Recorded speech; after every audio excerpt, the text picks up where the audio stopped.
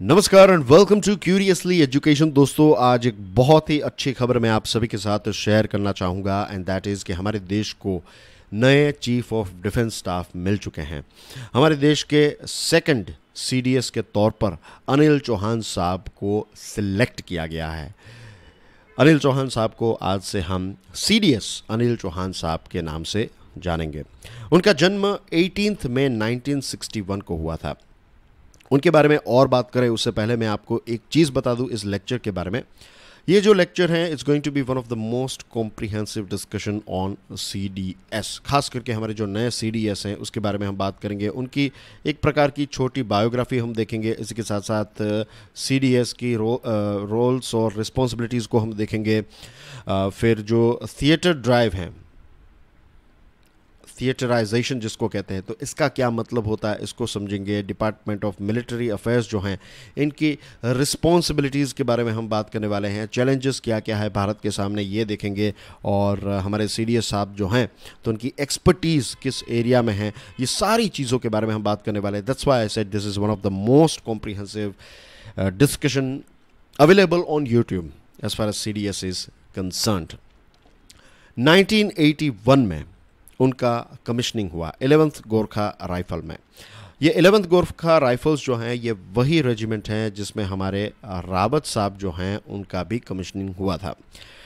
रावत साहब के बारे में बात करूं तो 8 दिसंबर 2021 का वो सैड दिन था, वो अनफॉर्चुनेट दिन था जब एक हेलीकॉप्टर क्रैश में हमारे फर्स्ट सीडीएस जनरल रावत साहब जो हैं उनका निधन हुआ।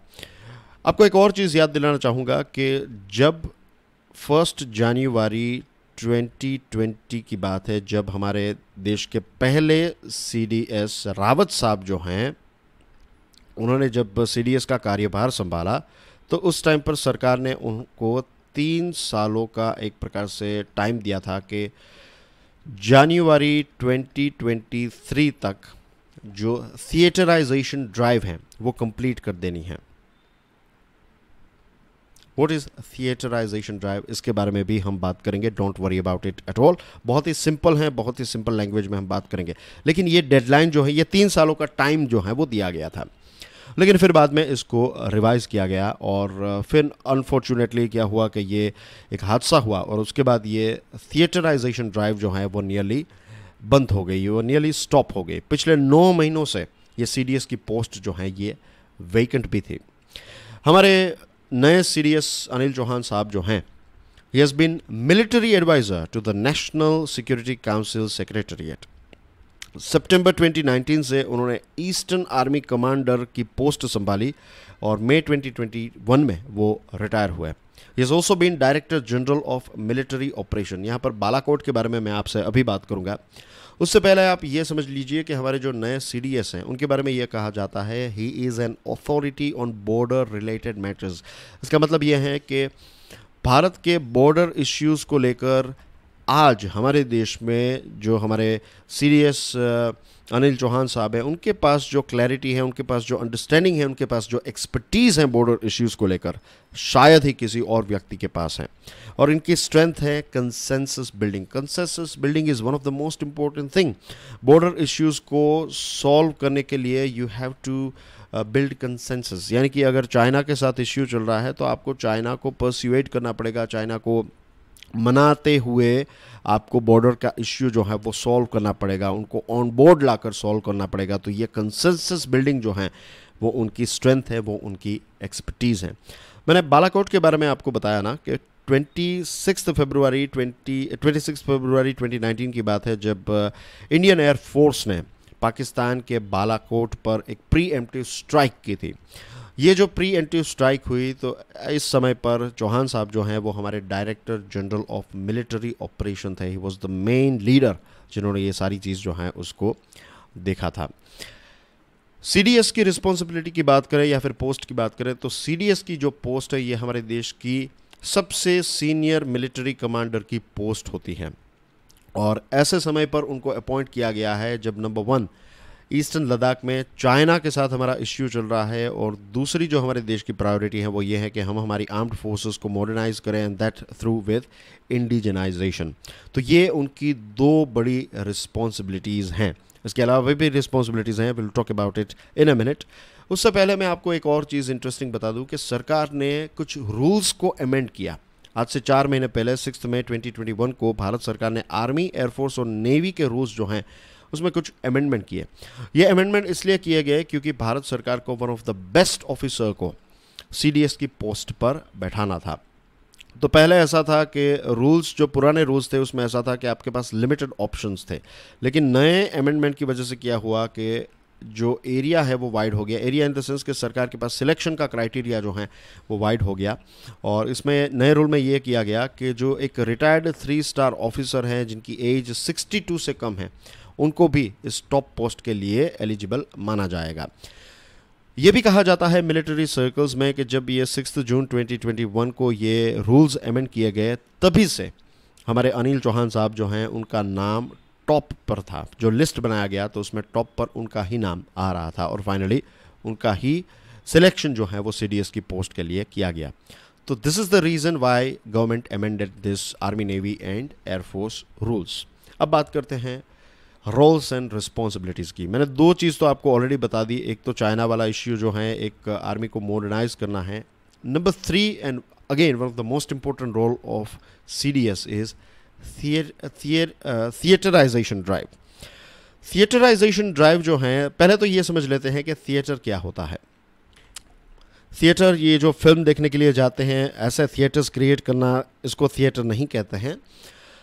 यहाँ पर मिलिट्री थिएटर्स की अगर हम बात करें तो अंडमान एंड निकोबार आइलैंड्स जो हैं उसका एग्जांपल लेते हैं।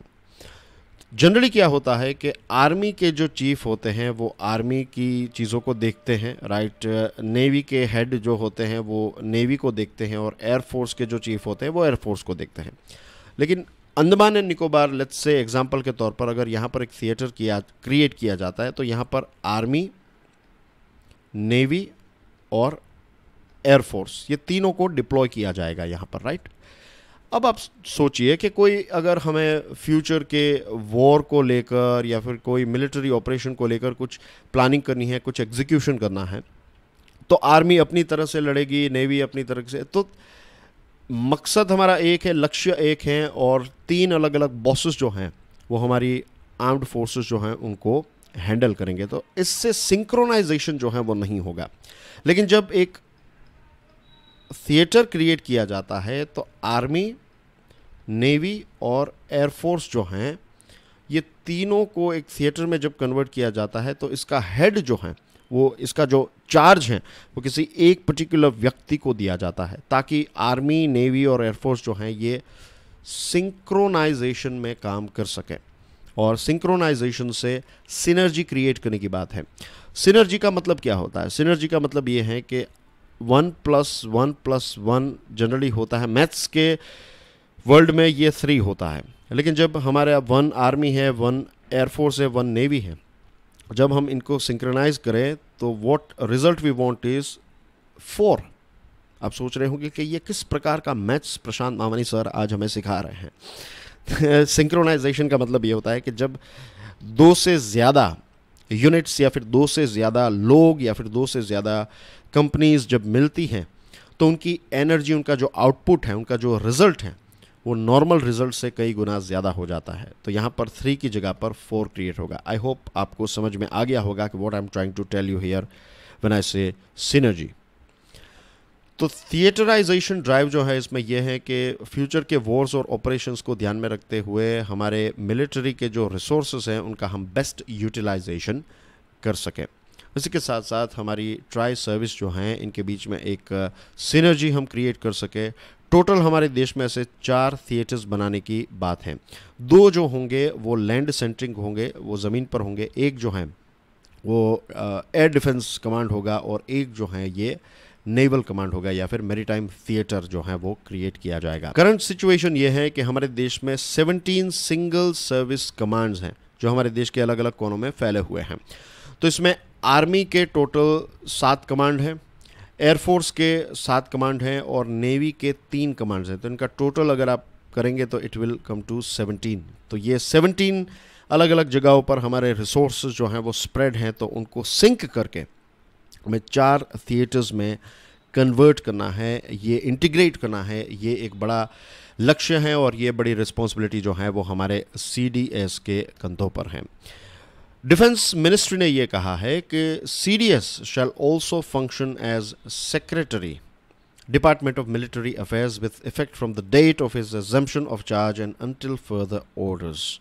जो हमारे नए CDS हैं वो डिपार्टमेंट ऑफ मिलिट्री अफेयर्स के सेक्रेटरी का कार्यभार जो है वो भी वो संभालेंगे।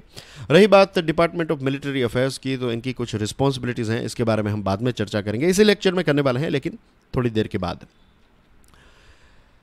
Permanent chair of the chiefs of staff committee, जो CDS होते हैं वो परमानेंट COSC के परमानेंट चेयरमैन होते हैं। इसी के साथ CDS जो होते हैं वो हमारे डिफेंस मिनिस्टर के सिंगल पॉइंट मिलिट्री एडवाइज़र भी होते हैं। तो ये आप समझ सकते हैं कि CDS की पोस्ट जो है, इनकी रिस्पॉन्सिबिलिटीज़ काफ़ी ज़्यादा हैं, राइट। और इसके लिए आपको एक ऐसा डायनामिक व्यक्ति चाहिए जो ये सारी चीज़ों को हैंडल कर सके। बात करते हैं डिपार्टमेंट ऑफ मिलिट्री अफेयर्स की कुछ रिस्पॉन्सिबिलिटीज़ की। A, overseeing matters related to India's neighbouring countries including border disputes and incidents. DMA जो हैं ये भारत की जो हमारे पड़ोसी देश हैं और ख़ास करके बॉर्डर डिस्प्यूट्स और इंसिडेंट्स जो होते हैं, तो इन मैटर्स को देखना। Development of infrastructure in forward areas यानी कि LAC हैं, LOC हैं, तो यहाँ पर जो इंफ्रास्ट्रक्चर क्रिएट करना है तो इनके डेवलपमेंट को देखना। डिप्लॉयमेंट ऑफ फोर्सेस, कहाँ पर कितनी फोर्सेस को हम डिप्लॉय करेंगे, राइट। इसी के साथ इंडियन ओशियन के रीजन में Afghanistan, West Asia, South East Asia, इन सारी जगहों के डेवलपमेंट्स को मॉनिटर करना। हमारे फ्रेंडली देशों को आर्म्स एंड एम्यूनिशन पहुँचाना, राइट। इसी के साथ आर्मी को रीस्ट्रक्चर करना, इंडियन एयरफोर्स के ऑपरेशनल मैटर्स को देखना, राइट। वॉरशिप्स जो हम दूसरे देशों में डिप्लॉय करते हैं तो इनको देखना, और हमारी कोस्टल सिक्योरिटी को देखना। ये सारी रिस्पॉन्सिबिलिटी जो हैं ये डिपार्टमेंट ऑफ मिलिट्री अफेयर्स की होती हैं। और हमारे नए CDS जो हैं वो क्या होंगे, वो डिपार्टमेंट ऑफ मिलिट्री अफेयर्स के सेक्रेटरी के तौर पर काम करेंगे। अब उनकी पर्सनल चीज़ों के बारे में बात करूं तो उनके बारे में कहा जाता है he has one of the best collections of masks from around the world in armed forces. उनके पास 160 से भी ज़्यादा अलग अलग मास्क्स जो हैं उन्होंने कलेक्ट किया है। ये उनका एक पर्सनल शौक़ है। ये मास्क्स जो हैं वो किस चीज़ के साथ रिलेटेड हैं, ये कल्चर, अलग अलग देशों के कल्चर, अलग अलग देशों की जो हिस्ट्री है, ये सारी चीज़ें जो हैं ये मास्क से हमें पता चलती हैं। तो उनका ये एक पर्सनल उनकी एक हॉबी है। इसके साथ साथ जब वो यंग थे तब वो बहुत अच्छा बास्केटबॉल खेलते थे। वो गोल्फ़र भी हैं, जब भी उनको वक्त मिलता है तब वो गोल्फ़ खेलते हैं। ऑथर हैं, उनकी पहली किताब 2010 में पब्लिश हुई थी, इसका नाम है aftermath of a nuclear attack.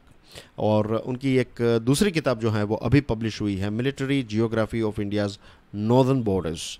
40 सालों का उनके पास मिलिट्री एक्सपीरियंस है। काउंटर टेररिज्म के एक्सपर्ट हैं और अंगोला देश जो हैं वहाँ पर यूनाइटेड नेशंस पीस कीपर के तौर पर भी उन्होंने सेवा दी है। आपके लिए एक प्रश्न ये है कि अंगोला देश जो है इसके कैपिटल का नाम क्या है बताइए, ये आपको कमेंट सेक्शन में बताना है। तो दोस्तों आई होप कि आज की डिस्कशन से आपको पता चल गया होगा कि हमारे जो नए CDS हैं उनकी रोल्स एंड रिस्पॉन्सिबिलिटी क्या है। इसके साथ एक पर्सनल बायोग्राफी भी, उनके साथ जीवन के साथ जुड़ी हुई कुछ चीज़ें जो हैं वो भी मैंने आपके साथ शेयर की हैं। अगर आज का ये वीडियो पसंद आया हो तो please hit the like button और डोंट फॉरगेट टू राइट जय Hind in the comment section. अगर आप जय हिंद लिखेंगे मुझे पता चल जाएगा कि आपको ये वीडियो तो पसंद आया है। इसी के साथ साथ let's salute our new CDS by writing down Jai Hind in the comment section. What do you say? Thank you very much. God bless you all. Jai Hind.